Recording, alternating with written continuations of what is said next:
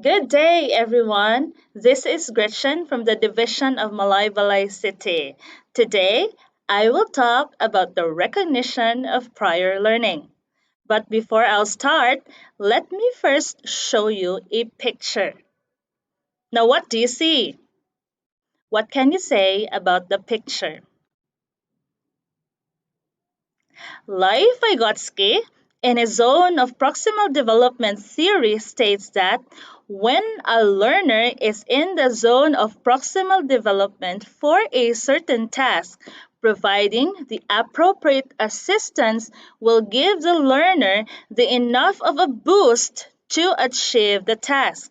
So, to effectively scaffold learners, the teachers must therefore consider learners' prior knowledge and abilities.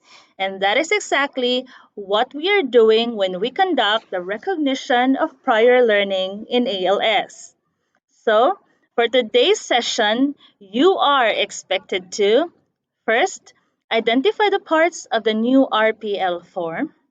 Second, recognize the use of RPL in the provision of learning intervention in ALS.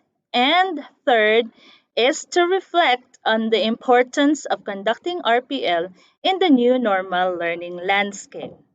Now, what really is RPL?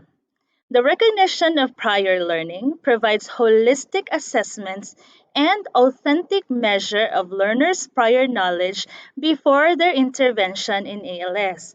According to the International Labor Organization, the RPL process can help the learners acquire a formal qualification that matches their knowledge and skills, and thereby contribute to improving their employability, mobility, lifelong learning, social inclusion, and of course, their self esteem. We have four RPL forms.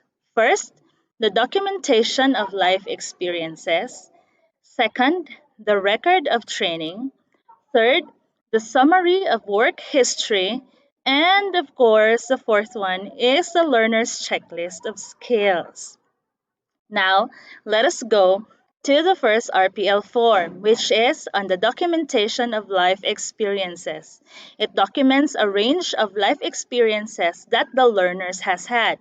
These experiences are important to be fully documented because they provide information on the learner's personal background. It has two parts. First is the About Me part, which covers their hobbies, interests, strengths, weaknesses, and ambition. The second part is on the experiences. It covers what they have done in terms of communication, social activity, science, numeracy, livelihood, and even their interpersonal and intrapersonal relationship. I will not anymore go into the step by step process of conducting RPL Form 1 because we have already been doing that in the field and it is quite familiar. Now, let us move into the RPL Form 2. The RPL Form 2 is a record of training. It records the formal training that the learner has completed, and naturally, this formal training will be work related. So, this is a sample of the RPL Form 2.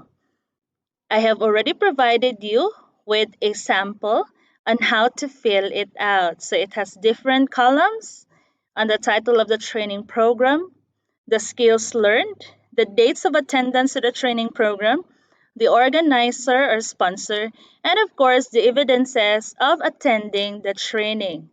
Now, one thing that you have to remember is that if the learner does not have formal training, he or she will not complete this form.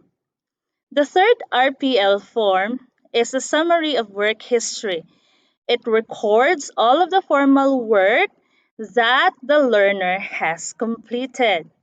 So this is a sample of our RPL Form 3. You have different columns for work description, employer and workplace, the inclusive dates of attendance, and the developed skills and understanding. Note again, if the learner does not have any formal work, they do not need to fill out this form.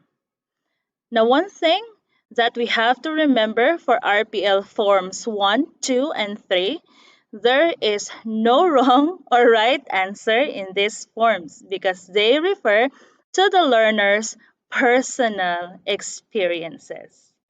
Now let us move into the RPL Form 4, which is technically one that is new to us because this one has been revised with the K to 12 full implementation. The RPL Form 4 is the checklist of skills.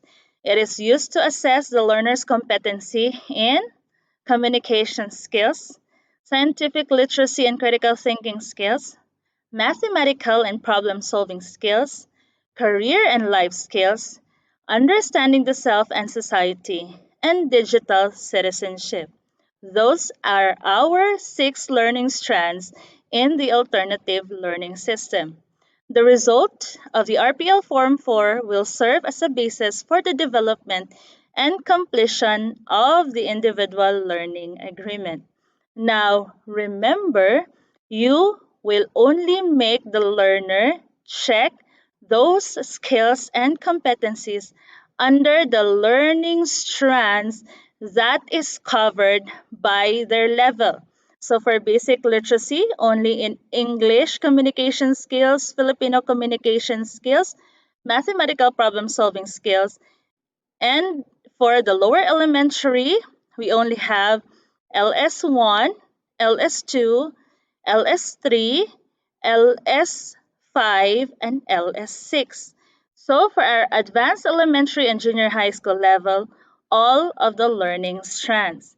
This is an example of our RPL Form 4. As you can see, all of the new competencies that we have in our curriculum guide are already reflected in the first column. Then on the second column, where they will have to tick, we have 4 subcolumns on I can do this well, I can do this but want to learn more, and I want to learn to do this, and I want to learn this but not now. And of course, the teacher's remarks. Now, remember that each month the ALS teachers should review this form to determine the progress that has been made by the learner. But since in Region 10 we already have our predetermined ILA, which we do monthly, the teacher should keep track of the learner's progress too and fill out the remarks column in the RPL as soon as the competencies were covered. So the RPL, instead of will serve as a basis for the ILA, will now mainly serve as a basis for the supplemental interventions and further enrichment activities for the learners.